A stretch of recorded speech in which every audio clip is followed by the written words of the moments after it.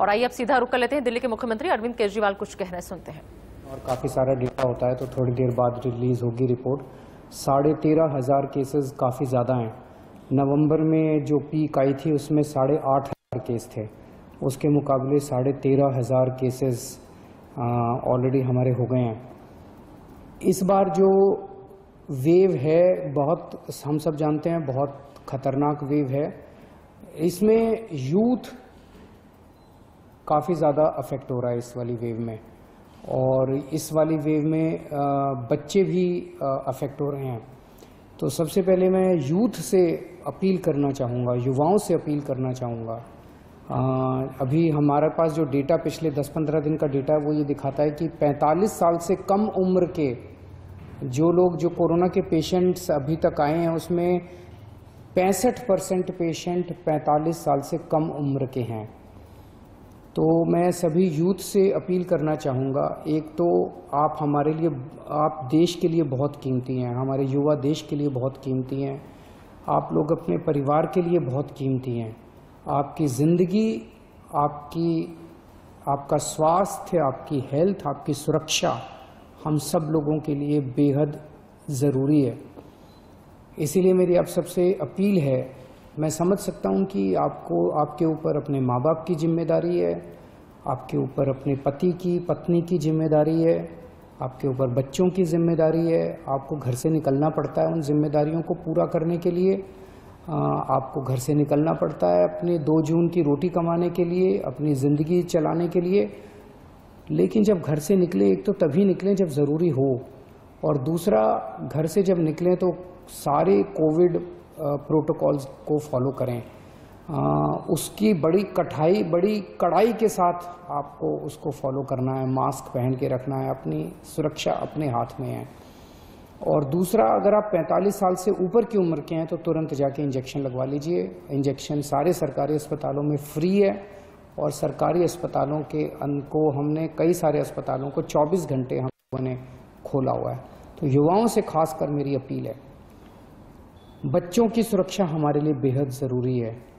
और अभी सीबीएसई के एग्ज़ाम आने वाले हैं। 6 लाख बच्चे दिल्ली में सीबीएसई के एग्ज़ाम में बैठेंगे। 1 लाख के करीब टीचर्स इसमें शामिल होंगे। ये बहुत बड़े हॉटस्पॉट्स बन सकते हैं, बहुत बड़े स्तर के ऊपर कोरोना फैल सकता है। बच्चों की ज़िंदगी, बच्चों की सेहत, बच्चों का स्वास्थ्य हमारे लिए बहुत ज़रूरी है। मेरी हाथ जोड़ के केंद्र सरकार से अपील है कि सीबीएसई के एग्ज़ाम्स को कैंसिल किया जाए, और इसके एवज़ में कोई और तरीके निकाले जा सकते हैं, या तो ऑनलाइन का कोई तरीका, या इंटरनल असेसमेंट करके उसके बेसिस के ऊपर इस बार बच्चों को पास किया जा सकता है। लेकिन सीबीएसई के एग्ज़ाम कैंसिल करने बहुत ज़रूरी हैं। मैं और कई देशों के उदाहरण देख रहा था। कई देशों ने, जहाँ जहाँ सेकेंड वेव का प्रकोप आया है, कई देशों ने अपने अपने एग्ज़ाम्स कैंसिल कर दिए हैं। हमारे देश के अंदर कई राज्य सरकारों ने अपने अपने एग्ज़ाम्स कैंसिल कर दिए हैं। मेरी केंद्र सरकार से अपील है कि सीबीएसई के एग्ज़ाम्स कैंसिल किए जाएं। पिछले कुछ दिनों से, और ख़ासकर कल, हमने बहुत बड़े स्तर के ऊपर, जैसा मैंने कहा था कि हम लॉकडाउन नहीं लगाना चाहते, हमारा पूरा प्रयास है कि हेल्थ इंफ्रास्ट्रक्चर जो है वो काबू में रहे। तो कल बड़े स्तर के ऊपर हमने बहुत बड़ी प्लानिंग की, सभी ऑफिसर्स ने और मेडिकल स्टाफ ने बैठ के। तो बड़े बड़े हॉस्पिटल्स के साथ हम बैंक्वेट हॉल्स और होटल्स को अटैच कर रहे हैं, ताकि मान लीजिए किसी अस्पताल के अंदर 100 बेड है और उसके साथ हमने एक बैंक्वेट हॉल अटैच कर दिया, उस बैंक्वेट हॉल में भी 100 बेड है। तो जो थोड़े से कम बीमारी वाले मरीज होंगे उनको फिर बैंक्वेट हॉल में शिफ्ट कर देंगे। अस्पतालों में केवल और केवल सीरियस मरीज ही रखे जाएं। अगर किसी को केवल ऑक्सीजन की ज़रूरत है तो ऑक्सीजन तो हम बगल में, जैसे एलएनजेपी के सामने एक बैंक्वेट हॉल है, उस बैंक्वेट हॉल के अंदर अगर ऑक्सीजन का भी इंतजाम कर देंगे तो ऑक्सीजन की अगर केवल किसी को ज़रूरत है तो वो बैंक्वेट हॉल में भी उसका इलाज हो सकता है। तो इस तरह से बहुत बड़े स्तर के ऊपर हम बेड्स की कैपेसिटी क्रिएट कर रहे हैं। कुछ हॉस्पिटल्स को, सरकारी भी और प्राइवेट भी, कुछ हॉस्पिटल्स को हम लोगों ने 100% कोविड डिक्लेयर किया है। मैं इस बारे में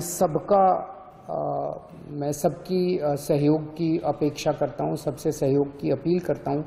मैं उम्मीद करता हूं कि सभी हॉस्पिटल वाले, सभी के मैनेजमेंट और सभी लोग इसमें हमारी मदद करेंगे।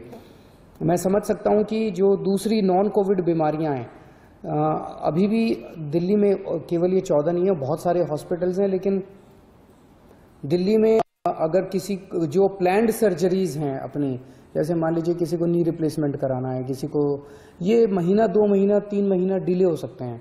जो इमरजेंसीज होंगी दिल्ली में, उसके लिए अभी भी सफिशिएंट कैपेसिटी है अपने पास कोविड बीमारियों के लिए, कई सारे अस्पताल अभी भी हैं। लेकिन जो प्लान्ड सर्जरीज हैं वो ज़्यादा होती हैं, इमरजेंसीज कम होती हैं, वो अब हम थोड़ा सा डिले कर लें। दूसरी चीज, इस टाइम जैसा मैंने कहा कि सबसे इम्पॉर्टेंट हमारे लिए होगा कि हम अपनी अस्पताल की मैनेजमेंट को कितना कड़ाई के साथ हम इसको ठीक कर रख पाते हैं। अगर हमने हॉस्पिटल्स की और हेल्थ इंफ्रास्ट्रक्चर के मैनेजमेंट को ठीक कर लिया तो हम इस वेव को बहुत आसानी के से, बहुत अच्छे से हम इसको पार पाएंगे।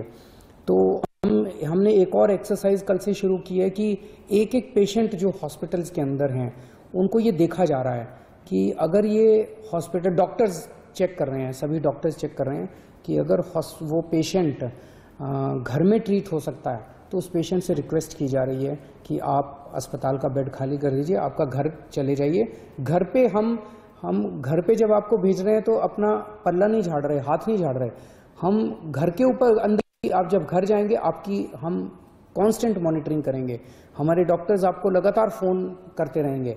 आप जब घर जाएंगे आपको ऑक्सीमीटर देके भेजेंगे, अगर आपकी घर में बीमारी जरा सी भी गड़बड़ हो गई तो वापस आपको हॉस्पिटल ले आएंगे।